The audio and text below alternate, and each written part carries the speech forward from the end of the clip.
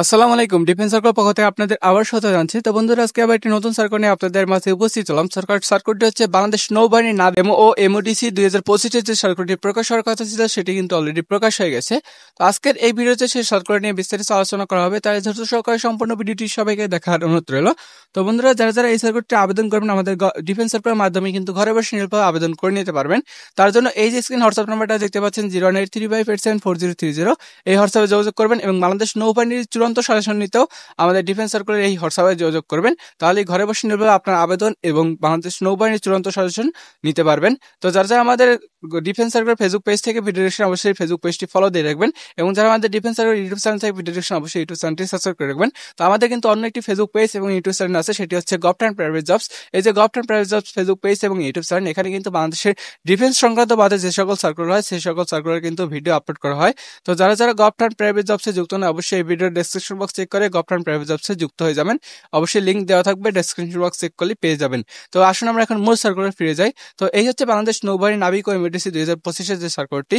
তো সার্কেলটির প্রথম পদটা হচ্ছে, প্রত্যেক বছরই কিন্তু সার্কেলটি একবার করে প্রকাশ হয়। তো এই সার্কেলটির প্রথম পদটা হচ্ছে সিমান অ্যান্ড কমিউনিকেশন টেকনিক্যাল। পদ সংখ্যা রয়েছে এখানে 265টি। শিক্ষাগত যোগ্যতা প্রয়োজন হবে বিজ্ঞান বিভাগ অথবা মাদ্রাসা বিজ্ঞান বিভাগ থাকতে হবে এবং ভোকেশনাল থাকতে হবে। মানে সায়েন্স এবং মাদ্রাসা বোর্ড যদি থেকে পরীক্ষা দেন সেক্ষেত্রেও কিন্তু আপনাকে সায়েন্স থাকতে হবে, এবং ভোকেশনাল থেকেও কিন্তু থাকলে কিন্তু এই যে সিমান অ্যান্ড কমিউনিকেশন ও টেকনিক্যাল পদটিতে আবেদন করতে পারবেন। পয়েন্ট থাকতে হবে, আপনাদের জিপিএ থাকতে হবে 3.50। যাদের উচ্চতর গণিত আছে বিজ্ঞান বিভাগ শাখা যে কোনো বা ভোকেশনাল, যাদের উচ্চতর গণিত ছিল তাদের কিন্তু অগ্রাধিকার দেওয়া হবে, এবং এর সাথে যাদের বিএন ডক ইয়ার্ড ও কোঅপারেটিভ সোসাইটি টেকনিক্যাল ইনস্টিটিউট হতে কিন্তু ন্যূনতম এ গ্রেড প্রাপ্ত প্রার্থীদের কিন্তু অগ্রাধিকার দেওয়া হবে। যাদের এটি আছে তাদেরও কিন্তু অগ্রাধিকার দেওয়া হবে, এবং উচ্চতর গণিত যাদের আছে তারাও কিন্তু অগ্রাধিকার পাবেন। তো এই হচ্ছে প্রথম পদ, মানে প্রথম বক্সের প্রথম পদ। দ্বিতীয় নম্বর পদটি হচ্ছে, এখানে কিন্তু দ্বিতীয় নম্বর পদের মধ্যে তিনটা পদ আছে আবার ভাগ করা। একটা হচ্ছে পেট্রোলম্যান, একটা হচ্ছে রাইটার, একটা হচ্ছে এস্টর। পেট্রোলম্যানের পদ সংখ্যা রয়েছে 12টি, রাইটারের পদ সংখ্যা রয়েছে 18টি, এস্টরের পদ সংখ্যা রয়েছে 18টি।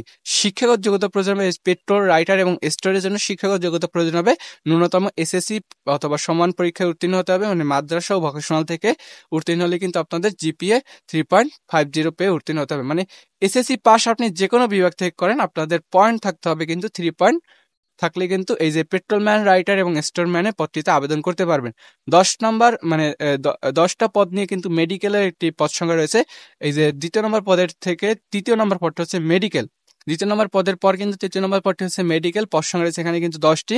এখানে কিন্তু যাদের সায়েন্স আছে তারাই কিন্তু আবেদন করতে পারবেন, মানে জীববিজ্ঞান থাকতে হবে মেডিকেলে পদটির আবেদন করার জন্য। তো সায়েন্স ছাড়া কিন্তু জীববিজ্ঞান কোনোভাবেই সম্ভব না। তো সায়েন্স যাদের আছে এবং পয়েন্ট আপনাদের যদি 3.50 থাকে তাহলে কিন্তু মেডিকেল পদটিতে আবেদন করতে পারবেন।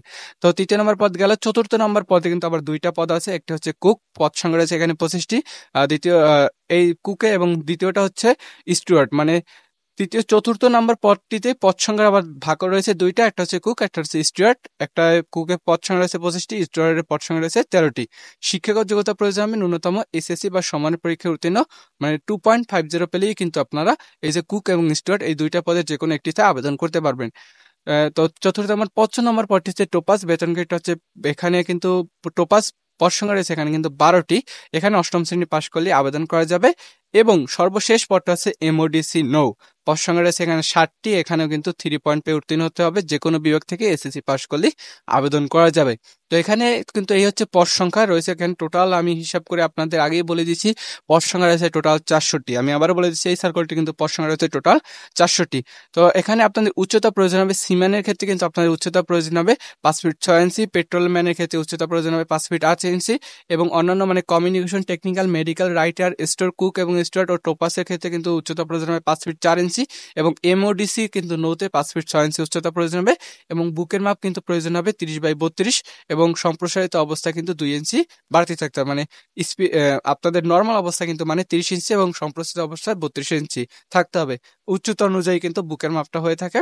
তো বয়স অনুযায়ী কিন্তু ওজনটা আপনাদের থাকতে হবে, কিন্তু বয়স ও উচ্চতা অনুযায়ী ওজনটা থাকতে হবে, চোখের দৃষ্টি কিন্তু 6/6 হতে হবে।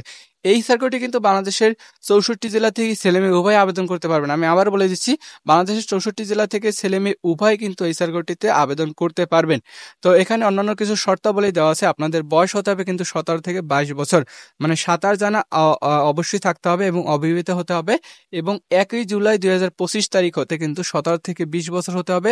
শুধু এই যে এমওডিসি বাদে, মানে এই যে সর্বশেষ এমওডিসি বাদে উপরে যেগুলো পদ আছে সেইগুলো পদে কিন্তু আপনাদের বয়স 17 থেকে 20 বছরের মধ্যে থাকতে হবে। এবং এমওডিসির ক্ষেত্রে কিন্তু আপনাদের এই যে 7 নম্বর, মানে 7টা পদ নিয়ে যে সর্বশেষটা পদ মানে এমওডিসি নো, এখানে কিন্তু আপনাদের বয়স 17 থেকে 22 বছরের মধ্যে হলে, মানে 2 বছর বাড়তি কিন্তু এই যে এমওডিসি নৌতে আবেদন করার জন্য 2 বছর বাড়তি বয়স রাখা হয়েছে। 17 থেকে 22 হলে কিন্তু এমওডিসি নৌতে আবেদন করতে পারবেন, এবং অন্যান্য যে পদ আছে সেক্ষেত্রে কিন্তু বয়স প্রয়োজন হবে 17 থেকে 20। তো এখানে কিন্তু অযোগ্যতা দেওয়া আছে, একটু আপনারা দেখে নেবেন। তো এইখানে কিন্তু আপনাদের মাঠে যে সকল কাগজপত্র নিতে হবে সেগুলো একটু আমি বলে দিই। তো এখানে এসএসসি পাশের প্রার্থীদের অথবা শিক্ষা বোর্ড কর্তৃক স্বীকৃত সামরিক সনদপত্র নিতে হবে, এবং এসএসসির পরীক্ষার মূল মার্কশিট, মূল রেজিস্ট্রেশন কার্ড, মূল এডমিট কার্ড এবং শিক্ষা প্রতিষ্ঠান কর্তৃক হতে প্রশংসাপত্র কিন্তু অবশ্যই আপনাকে নিতে হবে। এবং উল্লেখ্য কোনো কারণে যারা মূল সার্টিফিকেট, মানে যারা মূল কাগজপত্র দিতে অপারগতা হবে তারা কিন্তু ভর্তি হওয়ার সময় ফটোকপি বা মানে যাদের মূল সার্টিফিকেট নাই তারা কিন্তু ফটোকপি নিয়েও কিন্তু আপনাদের সত্যায়িত করে নিতে হবে। তো ইত্যাদি ইত্যাদি এখানে মানে এখানে বলা হয়েছে যে প্রথম গেজেটের ক্ষেত্রে কিন্তু আপনাদের সত্যায়িত করে নিতে হবে, এবং এখানে কিন্তু এইগুলো কিন্তু জমা দিতে হবে। তবে নবীন নাবিকের প্রশিক্ষণের ক্ষেত্রে কিন্তু আপনাদের এখানে জমা দিতে হবে কোথায় কোথায় সেটা কিন্তু বলা হয়েছে। বনজা, শেরেবাংলা, লালুয়া, কলাপাড়া, পটুয়াখালী। প্রশিক্ষকের জন্য যোগদানের সময় কিন্তু অবশ্যই মূল কপি জমা দিতে হবে। মানে চাকরি হওয়ার পর কিন্তু অবশ্যই আপনাকে মূল কপি জমা দিতে হবে, এবং চাকরি হওয়ার আগে কিন্তু আপনাদের মাঠে কিন্তু ফটোকপি দিয়েও কিন্তু আপনারা সত্যায়িত ফটোকপি কিন্তু অবশ্যই দিয়ে কিন্তু আপনারা মাঠ করতে পারবেন। তো এর সাথে কিন্তু আরো কিছু ডকুমেন্টস প্রয়োজন হবে। তো সেগুলো এর সাথে কিন্তু আরো আপনাদের ডকুমেন্ট প্রয়োজন হবে। তো সেগুলো হচ্ছে, এখানে অধিক শিক্ষাগত যোগ্যতার জন্য যে কোনো প্রার্থীদের ভর্তি করা যাবে, এবং ভর্তিকালীন সময় কিন্তু অধিক শিক্ষাগত যোগ্যতার সনদপত্র কিন্তু সঙ্গে নিয়ে যেতে হবে। এবং এর সাথে কিন্তু 8ম শ্রেণী পাশের প্রার্থীদের স্কুল হতে পাশকৃত সনদপত্র ও মার্কশিট জমা দিতে হবে। মানে 8ম শ্রেণীতে যারা, মানে ওখানে কিন্তু 8ম শ্রেণীর টোপাস একটি পদ আছে, সেখানে কিন্তু আপনাদের ওই যে সার্টিফিকেট আছে 8ম শ্রেণী সেটি কিন্তু জমা দিতে হবে।